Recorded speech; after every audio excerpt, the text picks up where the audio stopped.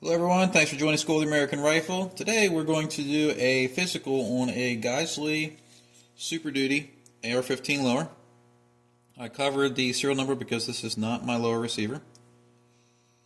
But I figured it would make a good physical video. Again, not an autopsy because we don't have a failure. This is a brand new lower. The owner just received it and he sent it in to me so I could do a physical on it and share it with all of you. So first thing we're going to do is I'm going to break out probably the rarest gauge out of all the ones that I use, and this is a USGI magazine well gauge. If you look at the markings on it, it does say overhaul with anodizing, and then it has all of the part numbers on it. Very rare gauge.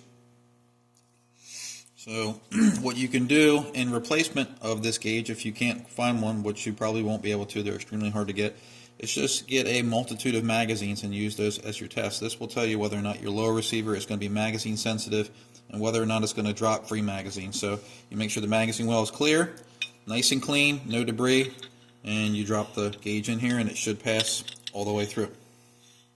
And it does. I actually have a little bit of slop if you can hear it in the camera. So that's good. It passes the magazine well gauge. A lot of lower receivers do not. So that's a good mark. Next thing we're going to do is we're going to measure with the thread plug gauges.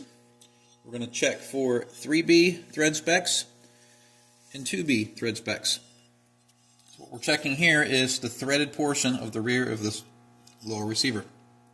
So let's see if it passes 3B gauging. So we're going to try with the go side. We're going to make sure that it threads in. We want it to thread in here. I'm going to turn this around so you can see it on the other side. So it took the go side. So that means it at least has sufficient diameter to allow a receiver extension or a buffer tube to screw on. If it was undersized and didn't take the gauge, doesn't mean that it's a fail. It just means that some receiver extensions or buffer tubes won't screw in. So the trick there is if you don't have one of these expensive gauges, just make sure that your receiver extension or buffer tube screws on. And that's a go. Now the spec for go is the same for 2B and 3B. So we're not going to check anymore for go. If it takes this, that means that it's 2B and 3B go specifications. Now we're going to try it for no go for 3B. This should not screw in, and it doesn't. See how it starts a little bit, but doesn't go anymore? So this passes Class 3 specification. Now we're going to move over to the Class 2 no-go. See? 2B, no-go.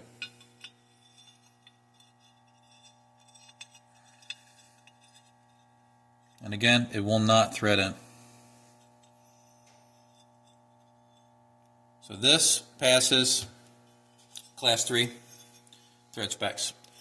So that means it is less likely to have wobble with a variety of buffer tubes or receiver extensions installed, and there won't be a lot of slop in the threads when you assemble the pieces. Now, that's only one part of 3. You still have your receiver extension, which could be extremely sloppy, or it could be extremely oversized, and then you have your castle nut. If it's a collapsible stock, it could have a lot of slop in it. So this is only one part of 3 when you're dealing with the buffer tube or receiver extension. But this passes as well. Very good. We'll set those aside. Alright, next thing we're going to do is we're going to use this pin gauge, and I'm going to measure the distance between the front lug here and the rear lug here. And I do not want, this is the no-go, I do not want this to pass. See, it won't go in between. And then I'll do the same thing for the rear. Right above where the pivot pin is. And it doesn't go in. So this is a pass. Alright. Spec for that is 0.515. See, I'm not always stingy with information. Next thing we're going to do is we're going to check it with my selector gauge or safety gauge. We want the green side to go in. And it does. And we don't want the red side to go. And it doesn't. So why is this important? You can use your safety as a gauge. The most important part is the no-go side on this. If the no-go side was to go in, that means that you could have enough slop in the selector or the safety to where when it's engaged and you pull on the trigger, it could drop the hammer. If you don't have a go side though, the most important part is that the selector or safety goes in there and it doesn't bind up. We don't want to have any binding when you put your selector or safety in. Next thing we're going to do is we're going to check our front and rear pivot and takedown pinholes. We're going to try the go side. Green should go in, and it does. No go side should not go, and it doesn't. Same thing for the rear. Green should go in. So we have a little bit of slop there, but no go side does not go in. Very good. So everything's passed thus far. It's all good stuff. Next thing I want to do is look at the sidewalls of the lower receiver. This tells you whether or not the pocket is cut centered. It's possible, depending on who you get your lower from, and even some well-regarded name brand companies mess this up from time to time, but you want to make sure the thickness of the sidewalls is pretty close and consistent with one another. So what I'm going to do is I'm going to break out my calipers. You could use a micrometer here too. Clean these jaws. Set to 0. And let's see what we get.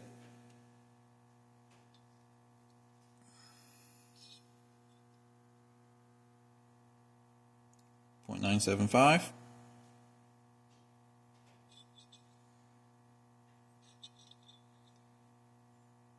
995.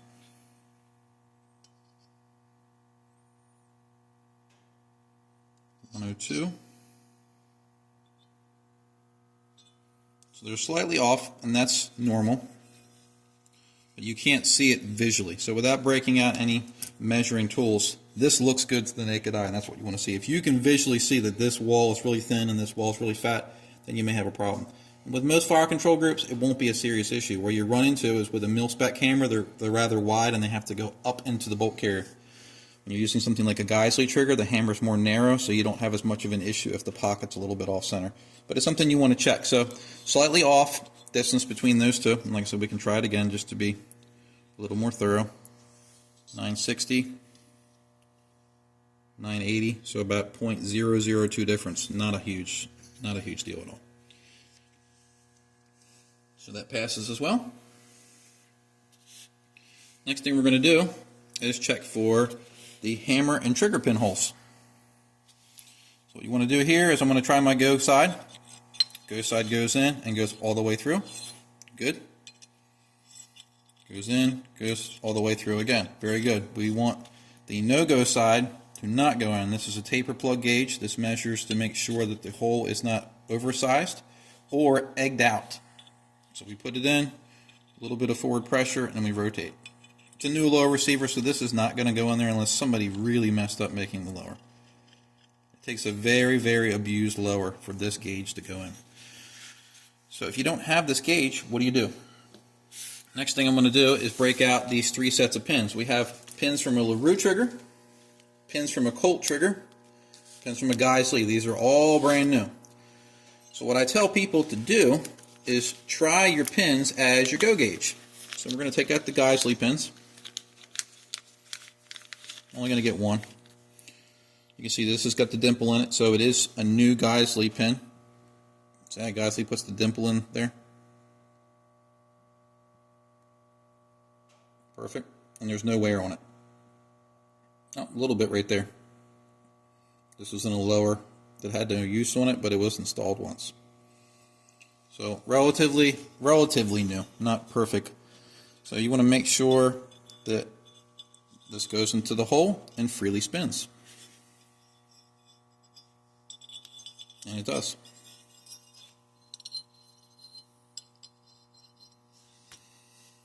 So we'll put the Geissele's up, take the LaRue's out, and see if we can get some free float. The LaRue's have dimples in them, very much like the Geissele's, but the dimple's a little bit different on the tip.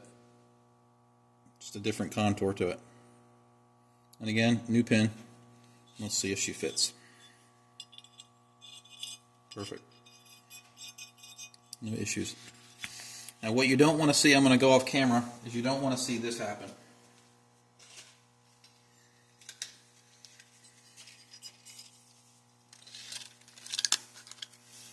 So let's get the Geissele back out.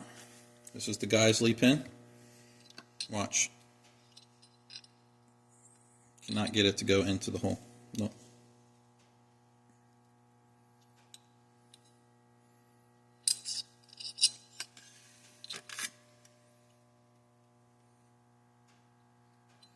Alright, let's try the LaRue on this one.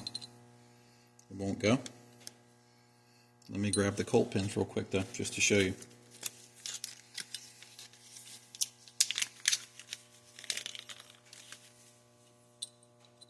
Right in. So the Geissele and the LaRue pins are slightly larger, and on some lower receivers, they won't go in. You wouldn't want to bang those LaRue pins in, and you wouldn't want to bang those Geissele pins in. The Colt ones go right in there. We'll try that on this one, and look, they drop right through. So just wanted to show that on camera. That's what we're looking for. We're looking for binding, and we don't have that, so that's a good thing. So we'll put, maybe we can show on camera the difference. So here's the Colt pins. If I can keep a hand on it. All right, let's zero this out.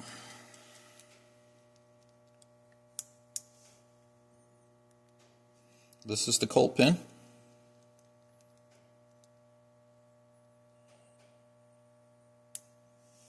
One, 5, 3, 9. All right. The LaRue pin.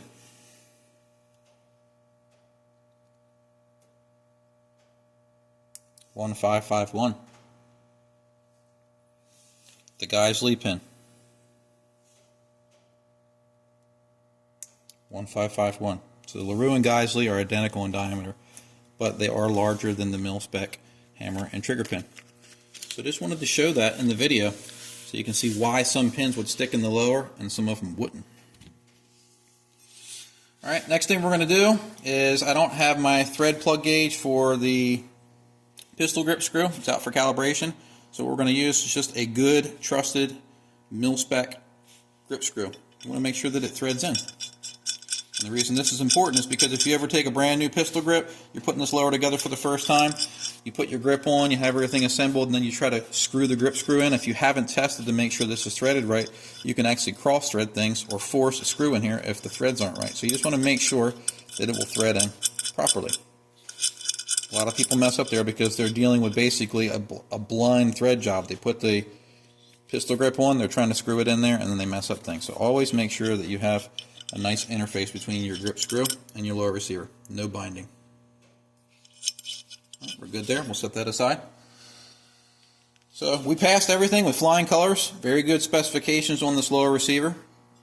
The one thing that I do check is I try an upper receiver that I'm planning on using on it. Now this is not my upper, so I don't have an upper to put on it. So I have 3 examples of upper receivers here. I have a Bravo company. This is their new, I think they call it the Mark II. It has the reposition forward assist. And then a standard Bravo company upper receiver. And then we have a Viltor upper receiver here. So we're just going to see if we get any excessive slop. So one of the other things that you want to check, once you have your upper receiver and it feels tight, you're going to take your pivot and takedown pins and you just want to put them in so you can feel to make sure nothing binds. Got a little bit of play there, which is normal. But what I'm checking with this feeler gauge here is I want to make sure that I cannot get the feeler gauge in between the upper receiver lug and the lower receiver ear. And I can't. So that passes. So we have a really good fit there. This is the Mark II upper receiver. Let's try the standard Bravo company. And then this can change from upper to upper, so nothing to dwell on.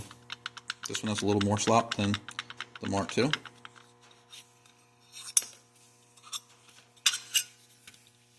And then we'll try the Viltor.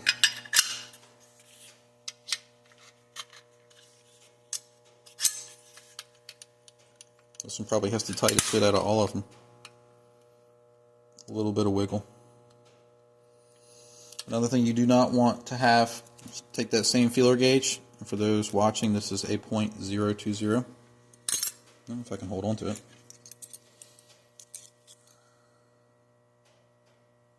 What you don't want is you don't want there to be a gap big enough in between the upper and lower receiver. So if you try to pull the two apart, you don't want to be able to fit that in between. So you can see a slight gap there. And it doesn't go. So the Geissele Super Duty lower receiver here passes with flying colors. Again, this is an example of one. So it doesn't mean that all lower receivers from Geissele would pass with the same standard, but it's promising. This is one of the lower receivers I believe that they had for a Black Friday sale. I may be wrong, but overall, fantastic physical. I think it went well. Hope you found this educational, and thanks for watching.